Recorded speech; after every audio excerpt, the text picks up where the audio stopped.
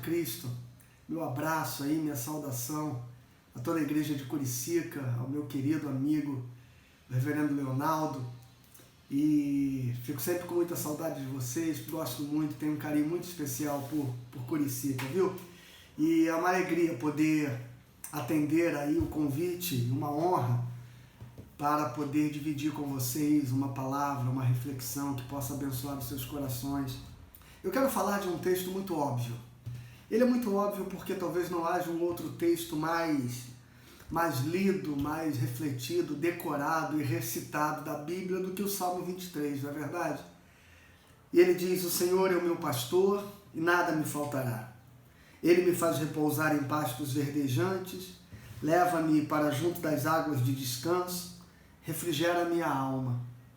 Guia-me pelas veredas da justiça, por amor do seu nome.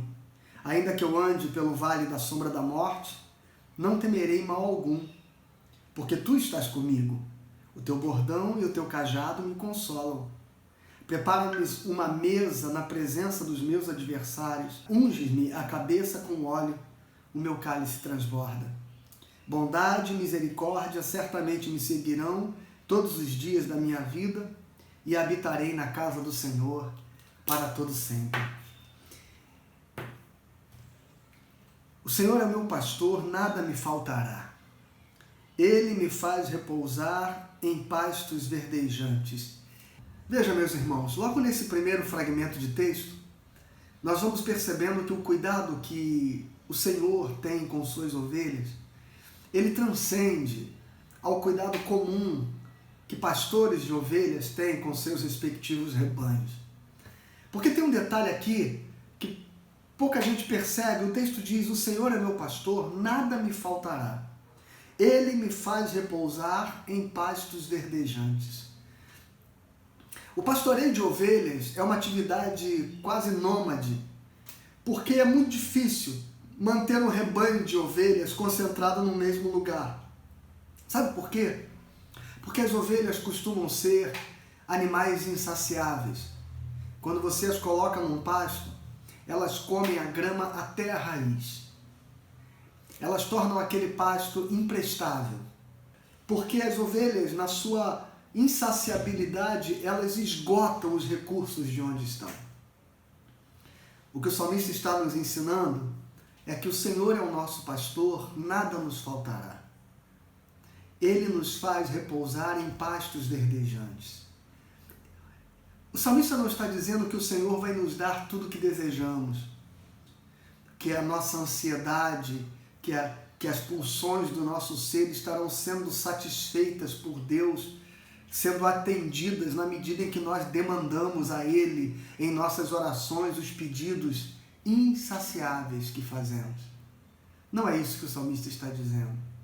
Ele está dizendo que quando nós temos o nosso coração no Senhor, quando Ele é o nosso pastor, quando Ele é quem nos guia, quando Ele é quem nos conduz, Ele trata primeiramente, exatamente e essencialmente dessa insaciabilidade da nossa alma. Pastor algum é capaz de manter as suas ovelhas repousando e permanecendo de forma segura e estável nos mesmos pastos verdejantes, porque as ovelhas insaciáveis que são, como disse, elas o esgotam rapidamente.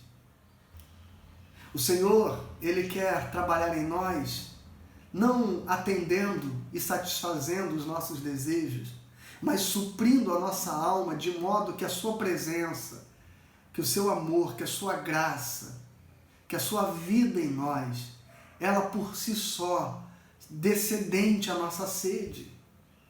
E é por isso que ele diz: leva-me para junto das águas de descanso e refrigera minha alma. As ovelhas se perdem exatamente quando por alguma necessidade elas desejam buscar por si mesmas o próprio recurso. A Bíblia está dizendo que Deus é aquele que supre a nossa sede, que dessedenta a nossa alma. E nós não precisamos buscar em nenhuma outra fonte. E nós não nos desgarramos do Senhor, porque nele a nossa alma encontra refrigério. O Senhor renova as nossas forças. É isso que a palavra refrigério significa. É quando nós estamos chegando no limite das nossas resistências, o Senhor nos supre. Nós temos um pastor que cuida da insaciabilidade do nosso ser. Talvez você esteja se debatendo tanto porque tem a expectativa que Deus responda às orações, os pedidos, os clamores do seu coração. Mas já parou para pensar que antes de dar a você o que você deseja, Deus quer tratar a ansiedade que tem movido e que tem feito com que você tenha tanta sede por isto que você pede e clama? Alegra-te no Senhor e Ele satisfará os desejos do teu coração. E olha, que muitas vezes nós acreditamos que este satisfazer os desejos do nosso coração é nos dar aquilo que desejamos. Não. É Ele tomar o lugar, o espaço. É Ele ocupar o vazio do nosso ser, de modo que os nossos desejos, eles passam a perder a sua relevância diante da beleza, da sublimidade, da excelência, do prazer, da alegria, do conhecimento do Senhor. O versículo 3 diz que o Senhor nos guia pelas veredas da justiça por amor do seu nome. Veredas são trilhas que são demarcadas pelas rodas das carroças. Veredas são caminhos dos quais não se perde, porque eles não podem ser apagados, eles não podem ser tomados de mato ao ponto da gente não saber mais para onde a trilha vai. Veredas são caminhos cuja direção está muito bem delimitada. E é assim que Deus deseja guiar a nossa vida. Ele não deseja que a gente, como muitos que estão perdidos, sem saber para onde ir, se desesperem. Ele quer que a gente saiba que nós estamos caminhando num caminho do qual não podemos nos perder. E é por isso que ele diz, guia-me pelas veredas da justiça. A justiça no Evangelho, ela é muito diferente da justiça comum e até mesmo da justiça do Antigo Testamento, onde o salmista escreve, no Evangelho, justiça é aquela ação através da qual Deus perdoa o pecador pelo seu amor revelado na cruz e pelo sangue derramado do Cordeiro que tira o pecado do mundo. Quando o Senhor diz que Ele nos guia pelas veredas da justiça, Ele está nos ensinando que a nossa vida jamais poderá se perder. Que nada pode nos afastar do amor de Deus. Que uma vez tendo sido por Ele justificados, o nosso destino, a nossa vida, o nosso futuro está nas suas mãos. As ovelhas que o Pai me deu, Jesus diz, ninguém as arrebatará das minhas mãos. Você não pode se perder. Nada na sua existência se perderá, porque é o Senhor quem conduz a sua vida. A sua história está demarcada, o seu caminho está demarcado de um modo muito claro. Não pode ser confundido.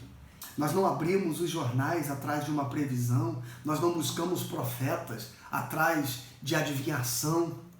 Nós estamos seguros, nós apenas caminhamos, dia a dia, passo a passo, e a cada instante vai ficando claro diante de nós o caminho que Deus traçou para a nossa existência.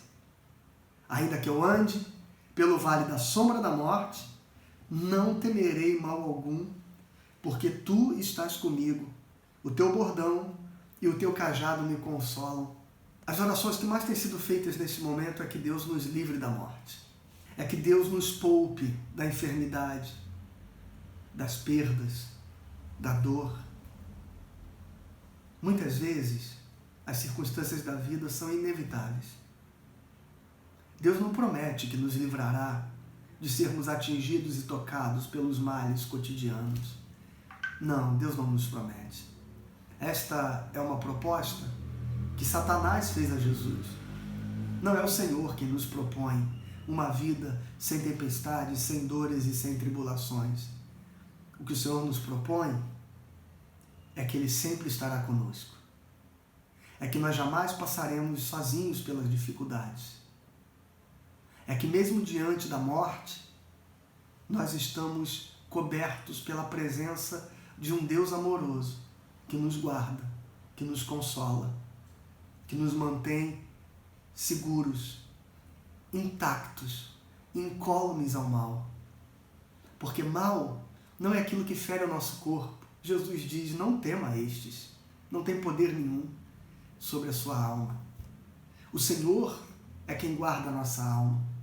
Diante das dores, diante das perdas, diante da tribulação, diante das dificuldades, o mal não nos toca. O nosso coração, nossa integridade, nossa ética, nossos valores, nossa esperança, nossa fé permanecem intactos. Por quê? Porque Deus está conosco. Ainda que as circunstâncias não mudem, o nosso coração está seguro. Nada pode nos atingir. E por fim, o texto diz, prepara-me uma mesa na presença dos meus adversários, unge-me a cabeça com óleo e o meu cálice transborda. Eu adoro este versículo. Especialmente depois que de um amigo pastor eu aprendi o que ele significa. O colega que foi a Israel visitou alguém, uma pessoa muito amiga, e ao chegar em sua casa, logo ao entrar, ele pega um gel, um unguento perfumado, molha nas suas mãos e passa sobre sua cabeça e sobre seus cabelos. E ele, curioso, tenta entender o que estava acontecendo. Ao sentar à mesa, na medida em que o vinho era servido, ao servi-lo, a taça enche até que transborde. E ele pergunta, por que você fez isso? E ele diz duas coisas que o Salmo 23 ensina. Aqui, entre nós, não é como vocês na sociedade ocidental, que na sua casa cada um usa uma marca de perfume, usa um sabonete, cada um tem o seu próprio cheiro de predileção. Aqui, nós temos um cheiro que é o cheiro da família.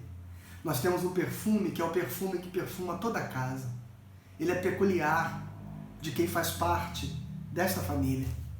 Ao receber você na nossa casa e ao perfumar a sua cabeça com o nosso perfume, nós estamos dizendo que você está sendo recebido como se fosse parte da nossa família. E ao te servir à mesa e encher o teu cálice até que ele transbordasse, nós estávamos deixando claro para que todos que estão assentados nesta mesa, que você para nós é a pessoa mais importante nesse jantar. O salmista está dizendo que diante dos seus adversários, que diante das adversidades, que diante dos inimigos que espreitam e se levantam contra ele, o Senhor arma um banquete, o senta à mesa, o perfuma com seu perfume e enche a sua taça até que transborde, para dizer ao universo que você faz parte do povo de Deus e que para o Senhor a sua vida é a vida mais preciosa. É assim que você é para Deus, alguém tão importante que Deus jamais te abandona, jamais te deixa. Ele enche o teu cálice até que ele transborde, para que todos saibam o quanto ele ama você, o quanto ele preza pela sua vida e o quanto a sua existência ela traz prazer e alegria ao coração de Deus. Não tenha medo, o Senhor é o seu pastor, você pertence a Ele, você é povo de Deus, o perfume do Senhor está sobre a sua vida, o universo inteiro sabe disso, as trevas sabem disso, todo o mal sabe disso, nada, absolutamente nada, tem poder sobre a sua vida. Certamente, bondade e misericórdia me seguirão todos os dias da minha vida, e eu habitarei na casa do Senhor para todo sempre. Então pare neste momento, se acalme, se aquiete, não se desespere, não corra atrás de soluções, de caminhos, de saídas, não busque em outras fontes ou em outros pastos aquilo que o Senhor tem para você em abundância. E esta morada do Altíssimo, este lugar, esta casa do Senhor, é o seu coração. Deus abençoe você. Em nome de Jesus. Amém.